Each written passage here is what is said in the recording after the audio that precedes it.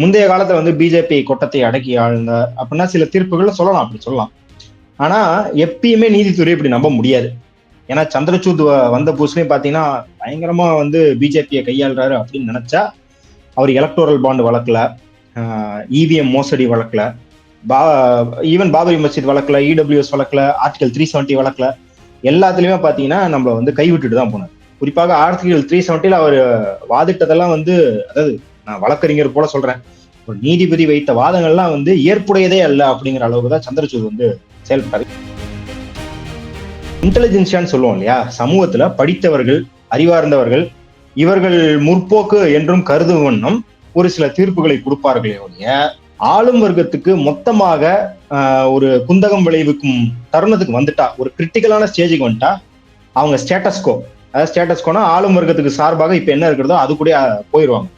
அதற்கான சிறந்த அறிவார்ந்த விளக்கங்களை எல்லாம் கொடுக்க முடியாது யாருன்னா, இந்த பிற்போக்கான நீதிபதிகள் சொல்றவங்க அந்த மாதிரியான விளக்கத்தை கொடுக்க மாட்டாங்க. இருக்கிறதுல இந்த முற்போக்கான நீதிபதிகள் நம்ம நம்பிக்கிட்டு இருக்கோம் இல்லையா, அவங்கதான் இன்னும் நம்மள கன்வின்ஸ் பண்ற மாதிரி, இல்ல நம்ம அவங்கள வந்து குறை சொல்லாத விடம், நம்ம வந்து இல்ல நீதிபதி மேல தப்பு இல்ல, இந்த தரப்பினர் வாதிட்டதான் தப்பு, இல்ல சட்டமே தப்பாதான் இருக்குன்னு டைவர்ட் பண்ற அளவுக்கு ஒரு அறிவார்ந்த விளக்கத்தை கொடுக்கக்கூடியவர்கள் இந்த முற்போக்கு நீதிபதிகள்.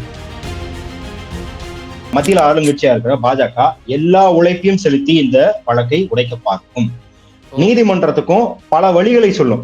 அதாவது நீதிமன்றத்துக்கு என்ன அப்படின்னா, இப்ப எங்க சார்பா தீர்ப்பு தரப்போறீங்க, ஆனா எங்க சார்பா தீர்ப்பை வந்து நீங்க அப்பட்டமா தந்துட்டீங்கன்னா நீதித்துறை மேல மக்கள் பாய்வாங்க. அப்ப வந்து நீங்க தப்பித்துக் கொள்வதற்கான வாதங்கள் என்ன அப்படிங்கறத வந்து நீதிமன்றத்துக்குள்ள இல்லாம நீதிமன்றத்துக்கு வெளியே பல வழியில ஃப்ளோட் பண்ணுவாங்க. அப்ப மாநிலங்களுக்கும் ஒன்றியத்துக்குமான உறவுகளையும் இப்படி தீர்மானிக்கலாம். இப்படி தீர்மானிச்சு பாருங்க, குஜராத்துக்கு உத்தரப்பிரதேசத்துக்கு தந்திருக்காங்க, தமிழ்நாடுக்கு தரல அப்படின்னும் போது, இது வந்து நீங்க சென்டர் ஸ்டேட் ரிலேஷன்ஷிப்ல இது கூட்டாட்சியா, இல்ல வந்து சமகர செக்ஷன் அபியானுக்கு அவங்க என்இபியை கண்டிஷன் போடலாமா, அதெல்லாம் கூட விட்டுருங்க. ஆனால் எல்லா மாநிலத்தையும் ஒரேபடி நடத்த வேண்டும் என்கிற அடிப்படையில் ஒரு தனி மனிதர்களை போல மாநிலத்தை கன்சிடர் பண்ணினா இது வந்து ஒரு டிஸ்கிரிமினேஷன் அப்படின்னு வாதிடலாம்.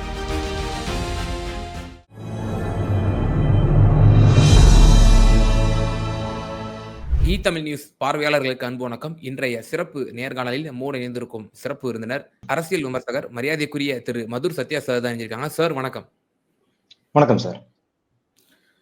சார், இந்த சாமக்ர சிக்ஷா அபியான், அதாவது நீங்கள் வந்து தேசிய கல்விக் கொள்கையை ஏற்றுக்கொள்ள வேண்டும், பிஎம் ஸ்ரீ பள்ளி திட்டத்தை ஏற்றுக்கொள்ள வேண்டும், மும்மொழி கொள்கையை நீங்கள் ஏற்றுக்கொள்ளாவிட்டால் உங்களுக்கு நாங்கள் நிதி தர மாட்டோம் என்று மத்திய அமைச்சர் தர்மேந்திர பிரதான் நம்மை தமிழகத்தை வஞ்சிக்கும் விதமாக தமிழக மக்களினுடைய உணர்வுக்கு நேர்முரணான பல கருத்துக்களை தெரிவித்து முற்றிலுமாக மறுத்தனர். தமிழக அரசு உச்சநீதிமன்றத்தை நாடியது. ஆகஸ்ட் 1ஆம் தேதி நாளைய தினம் அதற்குண்டான அந்த வழக்கு வந்து வர இருக்கிறது. குறிப்பாக அதில் இடம்பெற்றிருக்கக்கூடிய நீதியரசர்கள் தான் வந்து நான் மேற்கொள்ள காட்ட விரும்புகிறேன்.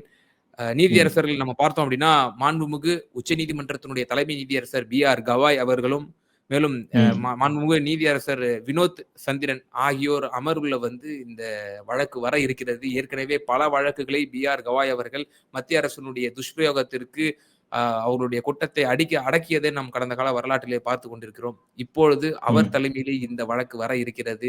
இந்த வழக்கினுடைய விசாரணை எந்த போக்கில் செல்லும்? நிச்சயமாக தமிழகத்திற்கு ஒரு ஃபேவரபிளான ஒரு உத்தரவு வரும் என்று எதிர்பார்க்கலாமா? முதல்ல இப்ப நீங்க கடைசிய நீதிபதி பற்றிய ஒரு குறிப்பை சொன்னதுனால சொல்றேன். எப்பயுமே அது நீதிபதி கவாய் அப்படிங்கிறது கிடையாது. அவரு அம்பேத்கர் வழியில் வந்தவர்னு சொல்றாரு. அவங்க அப்பா வந்து அம்பேத்கர் இயக்கத்துல ஒரு பெரிய ரோல் பிளே பண்ணவர். அதெல்லாம் இருக்கட்டும். முந்தைய காலத்துல வந்து பிஜேபி கொட்டத்தை அடக்கி ஆழ்ந்த அப்படின்னா சில தீர்ப்புகள் சொல்லலாம், அப்படி சொல்லலாம். ஆனா எப்பயுமே நீதித்துறை இப்படி நம்ப முடியாது. ஏன்னா சந்திரசூட் வந்த புதுசுலயும் பாத்தீங்கன்னா பயங்கரமா வந்து பிஜேபியை கையாளுறாரு அப்படின்னு நினைச்சா அவர் எலக்டோரல் பாண்ட் வழக்குல, இவிஎம் மோசடி வழக்குல, ஈவன் பாபரி மஸ்ஜித் வழக்குல, இடபிள்யூஎஸ் வழக்குல, ஆர்டிகல் 370 வழக்குல எல்லாத்துலயுமே பாத்தீங்கன்னா நம்மள வந்து கைவிட்டுட்டு தான் போனார். குறிப்பாக ஆர்டிகல் 370 அவர் வாதிட்டதெல்லாம் வந்து, அதாவது நான் வழக்கறிஞர் போல சொல்றேன், ஒரு நீதிபதி வைத்த வாதங்கள்லாம் வந்து ஏற்புடையதே அல்ல அப்படிங்கிற அளவுக்கு தான் சந்திரசூட் வந்து செயல்பட்டார். இது சந்திரசூட் இல்ல, சந்திரசூட் அப்பா காலத்திலே இப்படிதான். சந்திரசூட் அப்பா வந்து ஒரு பெரிய முற்போக்குவாதி அப்படின்னு சொல்லிக்கிட்டு இருந்தாங்க. கடைசியில எமர்ஜென்சி வந்து சட்டப்பூர்வமானதுன்னு தீர்ப்பு கொடுத்துட்டு ஆளும் வர்க்கத்துக்கு சரணடைஞ்சிட்டாரு அவர். எப்பயுமே நீதிமன்றங்கள் எப்படின்னா, அதாவது இந்த இன்டெலிஜென்சியான்னு சொல்லுவோம் இல்லையா, சமூகத்துல படித்தவர்கள், அறிவார்ந்தவர்கள், இவர்கள் முற்போக்கு என்றும் கருதும் வண்ணம் ஒரு சில தீர்ப்புகளை கொடுப்பார்களே ஒழிய ஆளும் வர்க்கத்துக்கு மொத்தமாக ஒரு குந்தகம் விளைவிக்கும் தருணத்துக்கு வந்துட்டா, ஒரு கிரிட்டிக்கலான ஸ்டேஜுக்கு வந்துட்டா, அவங்க ஸ்டேட்டஸ்கோ, அதாவது ஸ்டேட்டஸ்கோனா ஆளும் வர்க்கத்துக்கு சார்பாக இப்ப என்ன இருக்கிறதோ அது கூட போயிடுவாங்க. அதற்கான சிறந்த அறிவார்ந்த விளக்கங்களை எல்லாம் கொடுக்க முடியாது யாருன்னா, இந்த பிற்போக்கான நீதிபதிகள் சொல்றவங்க அந்த மாதிரியான விளக்கத்தை கொடுக்க மாட்டாங்க. இருக்கிறதுலே இந்த முற்போக்கான நீதிபதிகள் நம்ம நம்பிக்கிட்டு இருக்கோம் இல்லையா, அவங்கதான் இன்னும் நம்மள கன்வின்ஸ் பண்ற மாதிரி, இல்ல நம்ம அவங்கள வந்து குறை சொல்லாத விடம், நம்ம வந்து இல்ல நீதிபதி மேல தப்பு இல்ல, இந்த தரப்பினர் வாதிட்டதான் தப்பு, இல்ல சட்டமே தப்பாதான் இருக்குன்னு டைவர்ட் பண்ற அளவுக்கு ஒரு அறிவார்ந்த விளக்கத்தை கொடுக்கக்கூடியவர்கள் இந்த முற்போக்கு நீதிபதிகள். அதனால அதை நம்ம கவனத்துல கொள்ளணும். சோ அதனால நீதிபதிகள் மேல அவ்வளவு நம்பிக்கையை போடாம சட்ட ரீதியாக என்ன இருக்கு அப்படின்றத பார்த்து நீங்க வெளியே பிரச்சாரம் பண்ணணும். ஏன்னா நீதித்துறைக்கு வெளியே இருந்து அழுத்தங்கள் அப்படின்னா, நம்ம ஒண்ணும் வந்து ஒரு மாஃபியா வச்சு மிரட்டுறது, இல்ல அதிகாரிகளை வைத்து மிரட்டுறது, பணம் கொடுக்கறதுன்னு கிடையாது. மக்களின் மனம் என்னவாக பிரதிபலிக்கிறது அப்படின்றது நீதித்துறைக்கு நம்ம விளக்கிட்டே இருக்கணும் எப்பயுமே. அது வந்து அதனாலதான் பிரஸ் இருக்குது. அந்த பிரஸ் இன்னைக்கு ஒழுங்கா வேலை பார்க்கல அப்படின்னும் போது மக்கள் இயக்கங்களின் வேலையாக அது முழுக்க மாறி கிடக்குது. இப்ப இந்த வழக்கை பொறுத்த வரைக்கும் சமகர செக்ஷன் அபியான்ல 2 பிரச்சனை இருக்கு. ஒன்று, நீங்க ஒரு பாலிசியில கம்ப்ளைன்ஸ் இல்ல, அதாவது ஒரு கொள்கைக்கு நாங்கள் உடன்படவில்லை என்பதை வைத்து மிரட்டி இன்னொரு திட்டத்துக்கு வரவேண்டிய பணத்தை நிறுத்தும் அதிகாரம் ஒன்றிய அரசுக்கு இருக்கிறதா அப்படிங்கிறது ஒரு கேள்வி. அது நினைக்கும் போதே மக்கள் ஆகிய நம்மளுக்கு அரசியல் தெரிஞ்ச, ஓரளவுக்கு அரசியல் தெரிஞ்ச நமக்கு என்ன தெரியும்னா, இது மிகவும் தீங்கானது. அப்புறம் நாளைக்கு வந்து சொல்லலாம், மக்கள் வெள்ளத்துல பாதிக்கப்பட்டிருக்கும் போது, மக்கள் வெள்ளத்துல மிதந்துட்டு இருக்கும் போது ஹெலிகாப்டர் அனுப்புங்கன்னு கேட்டா, நீங்க வந்து இந்த திட்டத்துல கையெழுத்து போடுங்க, உதாரணத்துக்கு இடபிள்யூஎஸ்ல ரிசர்வேஷன் அமல்படுத்தணும் கையெழுத்த போட்டாதான் நாங்க ஹெலிகாப்டர் அனுப்புவோம் அப்படின்னு ஒவ்வொரு திட்டங்களையும் பிணைய கைதி ஆக்குவது முறையா? இது வந்து சட்ட ரீதியாக எப்படி இருக்கு அப்படின்னு போறதுக்கு முன்னாடி, இப்ப சமகர செக்ஷன் அபியான்றது ஒரு வெள்ளத்துல பாதிக்கப்பட்ட மக்களுக்கு ஹெலிகாப்டர் அனுப்புற மாதிரி உடனே இமீடியட்டா தெரியாது. அதனால மக்கள் வந்து இது ஒரு திட்டம், அது ஒரு திட்டம். நாளைக்கு அப்படி இமீடியட்டா நடக்கிற ஒரு பிரச்சனைக்கும் அவங்க இந்த மாதிரியான பிணைய கைதியா ஆக்க மாட்டாங்கன்றது என்ன உத்தரவாதம்? அப்ப சட்டம் என்ன சொல்லுதுன்றதை தாண்டி அறத்தின் பாலே இது வந்து ஒரு பெரிய தப்பு. இன்னொன்னு, அரசியலமைப்பு சாசனம் இதுக்கு இடம் தருதா அப்படின்னு கேட்டா, உங்களுக்கு கேசவானந்த பாரதி வழக்கு அப்படின்றது தெரியும். அந்த வழக்கின்படி 1971 கொடுக்கப்பட்ட கேசவானந்த பாரதி வழக்கின்படி பெடரலிசம், கூட்டாட்சி தத்துவம் அப்படிங்கிறது இந்திய அரசியலமைப்பு சாசனத்தின் ஒரு அங்கம். அது வந்து ஒரு இன்றியமையாத அங்கம். இந்திய அரசியலமைப்பு சாசனத்தை நீங்க தெரியாம அது வந்து அடையாளமே காண முடியாத அளவுக்கு கூட மாத்தலாம். ஆனால் இந்த உள்ளடக்கத்துல அது சமத்துவம், மத நல்லிணக்கம் இதை மாதிரி சொல்லும் போது கூட்டாட்சியும் சொல்லுது. இந்த பிரின்சிபல்ஸ் எல்லாம் நீங்க மாத்தவே முடியாது. அப்ப இந்திய அரசியலமைப்பு சாசனத்தின் கருவில் அது பிரச்சனை தான் கண்டிப்பாக. ஆனால் இப்போ நீதிமன்றத்துல என்ன வாதாடலாம் அப்படின்னா, நீதிமன்றம் என்ன சொல்லிடும் அப்படின்னா, எதா இருந்தாலும் இது பாலிசி டிசிஷன், இது வந்து ஒன்றிய அரசுக்கும் மாநில அரசுக்குமான பாலிசி, கொள்கை முடிவுகள், இதுக்குள்ள நாங்க தலையிட முடியாது அப்படிங்கிற மாதிரியான ஒரு ஸ்டாண்ட நீதிமன்றம் எடுக்கலாம். அதற்கு வாய்ப்புகள் உண்டு. அது வந்து நியாயமற்றதாக இருந்தாலும் அதை எடுக்கும் ஓட்டைகளும் உண்டு அப்படிங்கிறத நம்ம ஹைலைட் பண்ணி காட்ட வேண்டியதா இருக்கு. இல்ல இப்படி ஒரு வாதம் வைக்கலாம், நாங்க வந்து ஒன்றிய அரசு தரணும் தான் சொல்ல முடியும் இல்லைய, எவ்வளவு தரணும் அப்படிங்கறத எங்களால நிர்ணயிக்க முடியாது.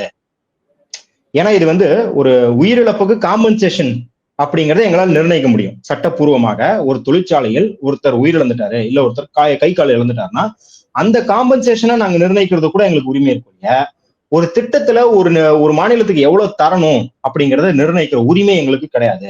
இட் இஸ் நாட், அதை சொல்லுவாங்க சிலதை வந்து ஜுடிஷியபிள், நான் ஜுடிஷியபிள்னு சொல்லுவாங்க.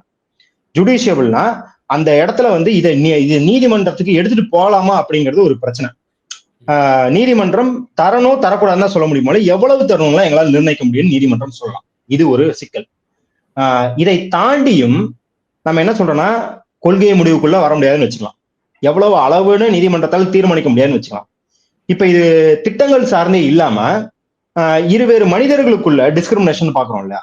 அதாவது ஒரு டீ கடைக்கு போனீங்க அப்படின்னா, உங்களுக்கு ஒரு கிளாஸ்ல டீ தராங்க, இன்னொருத்தருக்கு வந்து பிளாஸ்டிக் கப்ல தராங்கன்னா அந்த இன்னொருத்தர் டீ கடைக்கார மேல வழக்கு போடலாம். அதாவது அந்த டீ விற்பவர் வந்து டிஸ்கிரிமினேட் பண்றாரு, கஸ்டமரை பார்த்து ஜாதியை பார்த்து டிஸ்கிரிமினேட் பண்றாரு அப்படின்ற சட்ட இது இருக்கு இல்லையா, வழிமுறை இருக்கு இல்லையா? அது எதற்குன்னா, நீங்கள் ஒரு பொதுவானவர் அப்படின்னும் போது நீங்கள் பாரபட்சம் இல்லாமல் எல்லோருக்கும் ஒரே மாதிரியான சேவையை செய்ய வேண்டும் அப்படிங்கிறது. அப்ப மாநிலங்களுக்கும் ஒன்றியத்துக்குமான உறவுகளையும் இப்படி தீர்மானிக்கலாம். இப்படி தீர்மானிச்சு பாருங்க, குஜராத்துக்கு உத்தரப்பிரதேசத்துக்கு தந்திருக்காங்க, தமிழ்நாடுக்கு தரல அப்படின்னும் போது இது வந்து நீங்க சென்ட்ரல் ஸ்டேட் ரிலேஷன்ஷிப்ல இது கூட்டாட்சியா இல்ல வந்து சமூக செக்ஷன் அபியானுக்கு அவங்க என்இபியை கண்டிஷன் போடலாமா, அதெல்லாம் கூட விட்டுருங்க. ஆனால் எல்லா மாநிலத்தையும் ஒரேபடி நடத்த வேண்டும் என்கிற அடிப்படையில் ஒரு தனி மனிதர்களை போல மாநிலத்தை கன்சிடர் பண்ணினா இது வந்து ஒரு டிஸ்கிரிமினேஷன் அப்படின்னு வாதிடலாம். அந்த வாதத்தை எடுத்து தமிழ்நாடும் உத்தரப்பிரதேஷ், குஜராத், மகாராஷ்டிரா, கர்நாடகா, கேரளா எல்லா மாநிலத்தையும் ஒரே லாஜிக், யூனிஃபார்ம் லாஜிக்ல தான் நீங்க வந்து அது என்இபியை வைக்கிறீங்களா, எவ்வளவு காசு கொடுக்குறீங்கன்னு ரெண்டாம் பட்சம், ஆனா யூனிஃபார்ம் லாஜிக் அப்ளை பண்ணணும் அப்படிங்கிற ஒரு நடைமுறைக்கு போனா இந்த கேஸ் வந்து ஜெயிக்கிறதுக்கான வாய்ப்புகள் உண்டு. ஏன்னா தரவுகள் படியே பாத்தீங்கன்னா பல மாநிலங்கள், பாஜக ஆளும் மாநிலங்களை என்இபி இம்ப்ளிமெண்ட் பண்ணல, இருந்தாலும் அவங்களுக்கு ஆயிரக்கணக்கான கோடி காசு போகுது அப்படின்னும் போது கண்டிப்பாக தமிழ்நாட்டுக்கு அது தர வேண்டும். கண்டிப்பாக இது தந்தா இது ஒரு பெரிய வெற்றியாக இருக்கும். தமிழ்நாட்டுக்கு காசு வருதுங்கிறது வெற்றி கிடையாது. இப்ப இதை வைத்து நாம் என்ன சாதிக்க முடியும்? இதை வைத்து நீட் விவகாரம் எப்படி போகும்? இதை வைத்து பொதுவாகவே ஒன்றிய அரசுக்கும் மாநில அரசுக்குமான உறவு எப்படி இருக்கும்? உதாரணத்துக்கு கொரோனா காலத்துல லாக்டவுன் அப்படிங்கும் போது ஹெல்த், பப்ளிக் ஹெல்த்ங்கிறது ஸ்டேட் சப்ஜெக்டா இருந்தாலும் மோடி அவர்கள் ஸ்டேட்ல இருக்கிற எந்த சீஃப் மினிஸ்டரையும் பரிந்துரைக்காம, கன்சல்ட் செய்யாம நேராக அவரே வந்து கம்ப்ளீட் லாக்டவுன் அறிவிச்சார். ஒரு வீடியோ காலில் எல்லா முதலமைச்சருக்கும் அறிவிப்பு கொடுத்துட்டார். அது வந்து கூட்டாட்சி தத்துவத்தின் மீது நடத்தப்பட்ட ஒரு தாக்குதல். இப்ப இந்த மாதிரி நீதிமன்ற வழக்குகள்ல நல்ல தீர்ப்பு கிடைச்சிருச்சு அப்படின்னா நாளைக்கு இது மாதிரி மோடி எந்த நடவடிக்கையும் எடுக்க முடியாது. மாநில உரிமைகளை மீறி எந்த சட்டத்தையும் 19 ஏற்ற முடியாதுன்ற ஒரு நிலைமை வரும்ல. அப்ப இது வந்து நம்ம பொதுவா சொல்ற இந்த பாசிச எதிர்ப்புலயே ஒரு பெரிய நகர்வாக இருக்கும் சமூக செக்ஷன் அபியான வாங்கி. அதாவது நீங்க சொல்றக்கூடிய கருத்து, இந்த நிதி ஒதுக்கீடுக்கு நம்ம பெற்றிருக்கக்கூடிய அந்த வெற்றி மட்டுமல்ல, மாறாக இந்த ஏகாதிபத்திய ஒன்றிய அரசு செய்யக்கூடிய எல்லா அந்த அடக்குமுறைகள், மாநில சுயாட்சிக்கு எதிரான நடவடிக்கைகள் ஒட்டுமொத்தத்திற்கும் இது ஒரு அச்சாரமா அமையும்னு நீங்க சொல்ல வரீங்க? கண்டிப்பாக. நீங்க வந்து சமகிர செக்ஷன் அபியான்ல ஒரு 2200 கோடிக்கான போராட்டத்திலேயே ஏன் இவ்வளோ பெரிய தாக்கம் இருக்குன்னு நம்ம சொல்றோம் அப்படின்னா, எழுவர் விடுதலை வழக்கு எடுத்துக்கோங்க. எழுவர் விடுதலை வழக்குல அவங்க கவர்னருக்கு under the pleasure of governor அப்படின்ற ஒரு வரிக்கு விளக்கம் அப்படிங்கிறத நீங்க வந்து 19 என்ன வேணாலும் பண்ணலாம்னு எடுத்துக்கிட்டீங்க, அப்படியெல்லாம் கிடையாதுன்னு சொன்ன அதை வச்சுக்கிட்டு அடுத்த கவர்னர் வழக்குல அதுக்கான முன்னேற்றத்தை காட்டுறாங்க. உங்களுக்கு ஞாபகம் இருக்கும், செப்டம்பர் 2023 அப்ப இவரை பிடிச்சு, யாரு நம்ம ஆர்.என். ரவியை பிடிச்சு 3 வருஷமா என்ன பண்ணிக்கிட்டு இருந்தீங்கன்னு பயங்கரமா திட்டினாங்க அப்படிங்கிறத நம்ம பார்த்தோம். அதற்கு பிறகு இப்ப கவர்னர் பர்திவாலா அவர்கள், ஜஸ்டிஸ் பர்திவாலா அவர்கள் அம்பேத்கரை கோட் பண்ணியே திட்டினாரு ஆர்.என். ரவி அவர்களை, நீங்க வந்து நீதிமன்றத்தை அவமதிச்சுக்கிட்டே இருக்கிறீங்க, கடுமையான விளைவுகளை சந்திக்க வேண்டி வரும் அப்படின்னு திட்டினாரு அப்படிங்கிறத பாக்குறோம். அப்ப ஒவ்வொரு வழக்கும் ஒவ்வொரு படிக்கல். அப்ப அந்த படிக்கல் அப்படின்னு இருக்கும்போது மத்த இப்ப நான் எழுவர் விடுதலை வழக்காகட்டும், கவர்னர் வழக்காகட்டும், படிக்கல் அப்படின்னு சொன்னா இந்த சமூக செக்ஷன் வழக்கு அப்படிங்கிறது ஒரு லிப்ட் மாதிரி, படியில ஏறி போறதை விட இன்னும் ஸ்பீடா போகும் அப்படின்னும் போது ஆளுங்கட்சியா இருக்கிற, மத்தியில ஆளுங்கட்சியா இருக்கிற பாஜக எல்லா உழைப்பையும் செலுத்தி இந்த வழக்கை உடைக்க பார்க்கும். நீதிமன்றத்துக்கும் பல வழிகளை சொல்லும். அதாவது நீதிமன்றத்துக்கு என்ன அப்படின்னா, எங்க சார்பா தீர்ப்பு தரப்போறீங்க, ஆனா எங்க சார்பா தீர்ப்பை வந்து நீங்க அப்பட்டமா தந்துட்டீங்கன்னா நீதித்துறை மேல மக்கள் பாய்வாங்க. அப்ப வந்து நீங்க தப்பித்துக் கொள்வதற்கான வாதங்கள் என்ன அப்படிங்கறத வந்து நீதிமன்றத்துக்குள்ள இல்லாம நீதிமன்றத்துக்கு வெளியே பல வழியில ஃப்ளோட் பண்ண விடுவாங்க. அது கட்டுரைகளா எழுதுவாங்க, உரைகளா ஆற்றுவாங்க, நீதிபதிகளுக்கு கடிதமா எழுதுவாங்க. என்ன அப்படின்னா, நீ வந்து தப்பு செய்யும் போது இந்த விளக்கத்தை போட்டுனா உன்னை யாரும் பாத்துக்க மாட்டாங்க, என்ன நோக்கிதான் பாயுவாங்க, அதை நான் பாத்துக்கிறேன், நீ வந்து நடுநிலையா தீர்ப்பு கொடுத்த மாதிரி பாத்துக்கப்பா அப்படிங்கிற ஒரு புரிதலை வந்து சமூக வலைதளத்திலேயோ இல்ல ஊடக வாயிலாவோ இல்ல மற்ற பிரச்சாரங்கள், மக்கள் பிரச்சாரங்கள் வாயிலாவோ முன்னெடுக்க கூடும். அதனாலதான் சொல்றேன், இவ்வளோ பெரிய சிக்னிபிகண்டான வழக்கம் நம்ம ஏன் புரிஞ்சுக்கணும் அப்படின்னா, அதற்கு ப்ரொபோர்ஷனேட்டாக, அதற்கு தகுந்த அளவில் ஆளும் வர்க்கமும் அதே அளவுக்கு சதியை செய்யும். அப்ப நம்ம விழிப்போட இருக்க வேண்டும், தொடர் பிரச்சாரங்களில் ஈடுபட வேண்டும், இதற்கு எதிராக பரப்பப்படும் அத்தனை பொய் செய்திகளும் நாம் மக்கள் மன்றத்தில் உடைத்துக் கொண்டே இருக்க வேண்டும். நிச்சயமா சார். இப்போ இந்த வழக்கு நாளை தினம் விசாரணை வர இருக்கிறது. நீங்களும் சொன்னீங்க மத்திய அரசு தரப்பிலும் வந்து பல்வேறு வாதங்கள் முன்வைக்கப்படலாம். என்னென்ன மாதிரியான அவங்க வந்து நீர்த்து போக செய்வதற்கு, அதை வந்து உடைப்பதற்கு அவர்கள் பல சதிகளை செய்வார்கள். தமிழக அரசுக்கு ஃபேவரபிளாக வந்தால் இது ஒரு வரலாற்று சிறப்புமிக்க தீர்ப்பாக அமையும். பல மாநில சுயாட்சிக்கு ஒரு வித்திடும் இந்த வழக்கினுடைய உத்தரவு அப்படின்ற மாரி கூட நீங்க இப்ப சொல்லியிருந்தீங்க. இப்போ நாளைய தினம் ட்ரையல் வர இருக்கு. நாளைக்கே ஏதேனும் வந்து ஒரு இதுக்குண்டான ஒரு ஒரு பல்ஸ் தெரிஞ்சிருமா? ஏன்னா, இப்போ நீதியரசர்கள் நிச்சயமாக சில கருத்துக்களை கூறுவார்கள். ஆ வெர்டிக்ட் இன்னொரு நாள் கூட தள்ளி வைக்கலாம். அல்லது ம், இறுதி விசாரணை இன்னொரு நாள் கூட தள்ளி வைக்கலாம். இப்ப நாளைக்கு ம். ஏதேனும் வந்து இது ஒரு இதனோட வழக்கினுடைய போக்கினுடைய அந்த பல்ஸ் வந்து நாளைக்கு தெரிய வாய்ப்புகள் இருக்கா? கண்டிப்பாக தெரிய வாய்ப்புகள் இருக்கு. இப்ப நீங்க வந்து யூசுவலி ட்விட்டர்ல லைவ்ல ஃபாலோ பண்றவங்களா இருந்தா தெரியும். ஒரு ஜட்ஜ் ஒரு கவுன்சில எப்படி டீல் பண்றாருங்கிறதுல இருந்து நம்மளுக்கு தெரிய ஆரம்பிச்சிடும். அவர் வந்து அரசு தரப்பு வக்கீல எப்படி ஹேண்டில் பண்றாரு, பெட்டிஷனர் தரப்பு வக்கீல எப்படி ஹேண்டில் பண்றாருன்னு தெரிஞ்சிடும். இப்ப உதாரணமா சில வழக்குகள்ல அரசு தரப்பு வழக்கறிஞர் வாதாடும் போது இதென்ன அநியாயமா இருக்கு, இதே நான் உங்கள்கிட்ட கேட்டோம் அப்படின்னு பேசும்போது தெரியும் இவங்க வந்து யார் தரப்புல வந்து நாட்டமா இருக்காங்க. இன்னொரு முறை என்ன பண்ணுவாங்கன்னா, இப்போ வந்து பெட்டிஷனர் தரப்புல நியாயத்தெல்லாம் ஏத்துக்கிட்டு, ஆனா இருங்க இருங்க, அது இந்த வழக்குலயே கிடையாது, அது வேற வழக்குல போட்டுக்கோங்க, இந்த வழக்கு என்னன்றதை வாதிங்க அப்படின்னு ஆரம்பிப்பாங்க.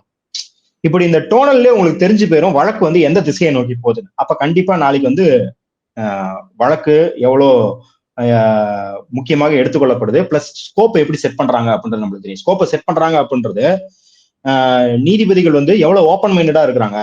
ஆரம்பிக்கும் போதே இல்ல நேரோடவுன் இன்னும் நேரோடவுன் பண்ணு அப்படின்னு சொல்ல ஆரம்பிச்சாங்கன்னு நம்ம வந்து கொஞ்சம் உஷாராக இருக்கணும் அப்படிங்கிறது நமக்கு நாளைக்கே தெரியும்.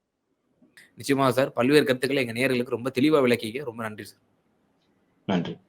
நமது தமிழ் நியூஸ் சேனலில் உங்களது பொருட்களை வெறும் 500 ரூபாயில் விளம்பரம் செய்ய வேண்டுமா? தொடர்புக்கு 7806942275 தொடர்பு கொள்ளுங்கள்.